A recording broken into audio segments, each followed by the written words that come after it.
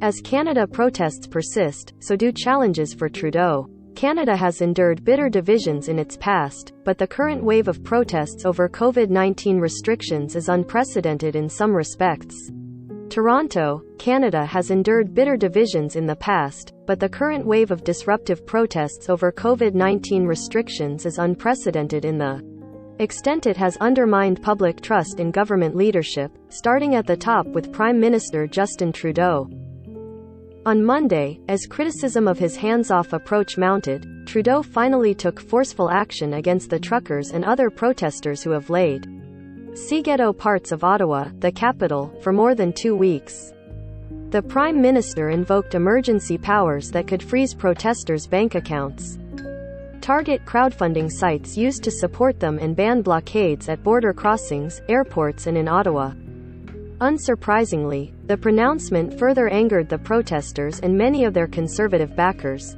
A wave of social media posts denounced Trudeau as a tyrant, but there was also little enthusiasm for the move anywhere else on Canada's political spectrum.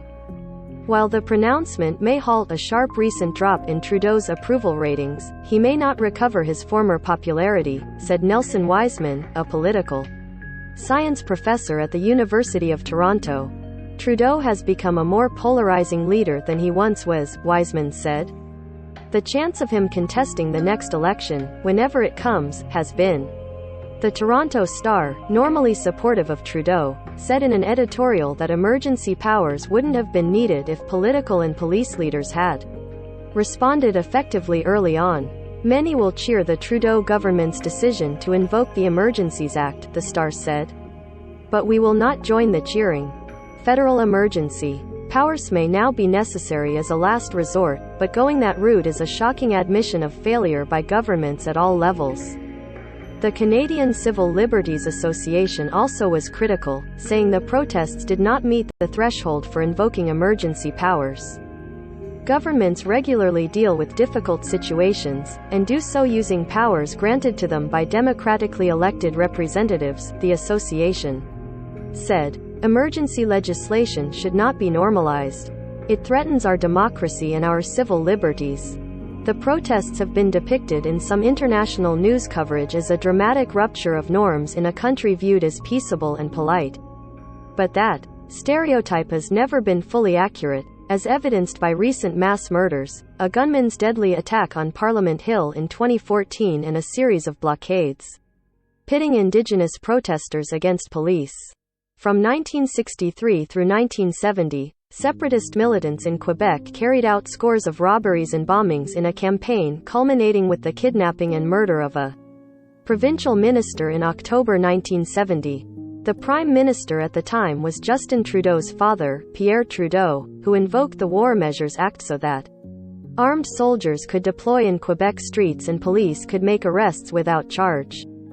The younger Trudeau, even while invoking emergency powers, said he has no plans to deploy the military to disperse the protests, in effect, drawing a contrast with his father's choice. I think Justin is worried about being seen reproducing his dad's response, said York University political science professor Dennis Pilon, depicting the Prime Minister is facing a can't-win situation.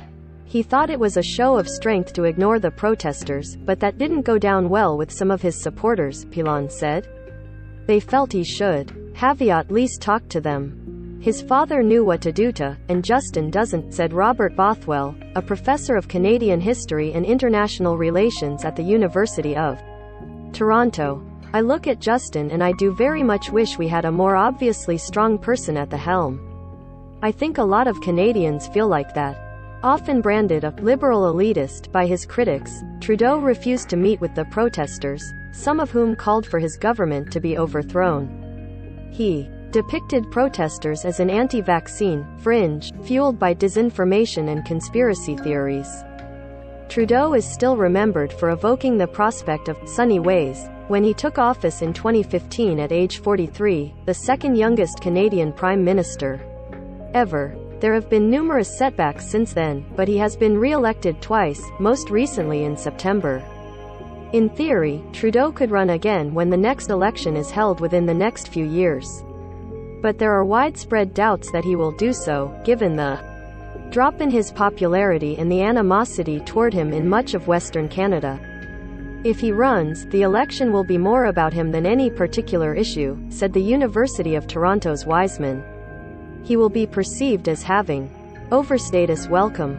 The truckers' protest began in Alberta, a longtime bastion for Canadian Conservatives and one of 4 provinces, along with Manitoba, Quebec and Saskatchewan, whose premiers have opposed the Prime Minister's invocation of emergency powers this week.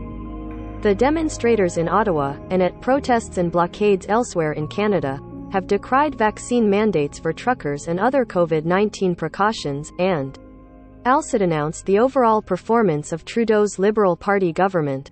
Even as Trudeau's approval ratings dipped, however, polls show that most Canadians have supported the pandemic restrictions.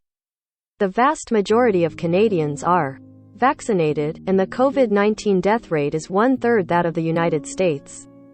For Trudeau, the protest campaign has had international overtones.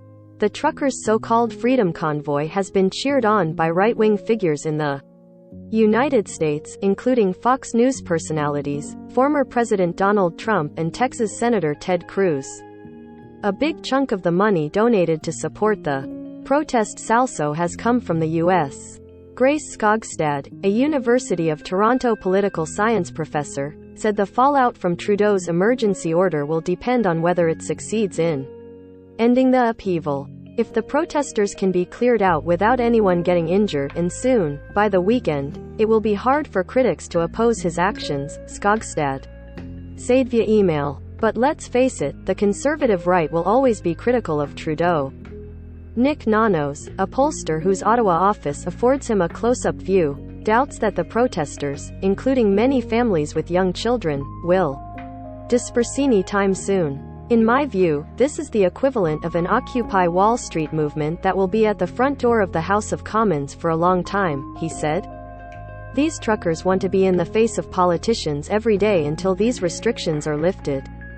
What's clear is that everyone is frustrated with the government, the truckers, the people who oppose the truckers, the people concerned about using the Emergency Act, Nanos added. It will be interesting to see what happens if the government plays this card and nothing happens. Gillies reported from Toronto, and Crary, a former Toronto bureau chief for AP, reported from New York.